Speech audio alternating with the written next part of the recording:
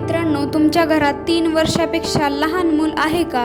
ते खाताना, खेळत किंवा घरात इकडे तिकडे धावतं का? जर तुमचं उत्तर हो असेल तर हा व्हिडिओ तुमच्यासाठी. तुमच्या मुलाचा जीव वाचू शकतो. नागपूरच्या मेयो रुग्णालयात नुकतीच एक अशी थरारक घटना घडली, जिथे एका 3 वर्षाच्या चिमुकल्याच्या फुफ्फुसात एक चक्क शेंगदाणा अडकला. त्यामुळे त्याचं एक फुफ्फुस पूर्णपणे निकामी झालं होतं.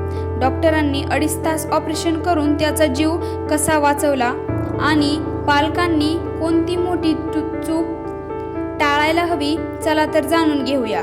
तर झालं असं की नागपूरच्या मेयो रुग्णालयात एका पालकांनी आपल्या 3 वर्षाच्या मुलाला दाखल केलं.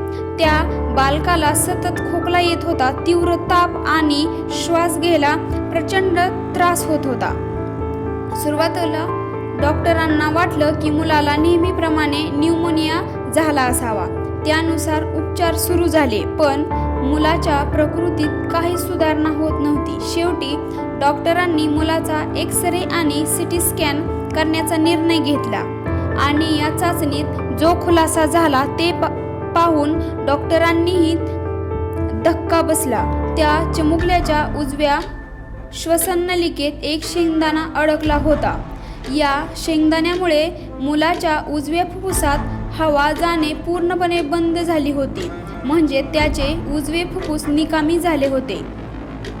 शरीरातील ऑक्सिजन पातळी प्रचंड खालावली होती. मुलाचे वजन अवघे 14 किलो असल्यामुळे त्याला भूल देणे आणि त्याच्या अरुंद श्वसननलिकेतून तो शेंगदाणा बाहेर काढणे हे डॉक्टरांसाठी अत्यंत कठीण आणि जोखमीचे आव्हान होते.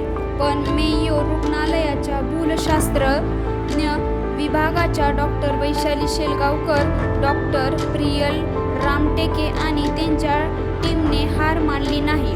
त्यांनी आधी फायबर ऑप्टिक ब्रोनोस्कोपी द्वारे शेंगदाण्याचा अचूक शोध घेतला. त्यानंतर रिजिड ब्रोनोस्कोपीच्या अत्याधुनिक तंत्रज्ञानाचा वापर करून त्या शेंगदाण्याचे तुकडे अत्यंत काळजीपूर्वक बाहेर काढले. तब्बल 2.5 तास चाललेल्या या यशस्वी शस्त्रक्रियेनंतर चिमुकल्याचे प्राण वाचले. मित्रांनो, ही घटना आपल्या सर्वांसाठी एक मोठा धडा आहे. या घटनेनंतर डॉक्टरांनी पालकांना काही अतिशय महत्त्वाचे सल्ले दिले आहेत. 3 वर्षापेक्षा लहान मुलांना संपूर्ण शेंगदाणे, काजू, बदाम, चणे किंवा लहान कडक चॉकलेट्स खाण्यात अजिबात देऊ नका. लहान मुले तोंडात अन्न ठेवून धावतात, खेळतात किंवा रडतात किंवा हसतात.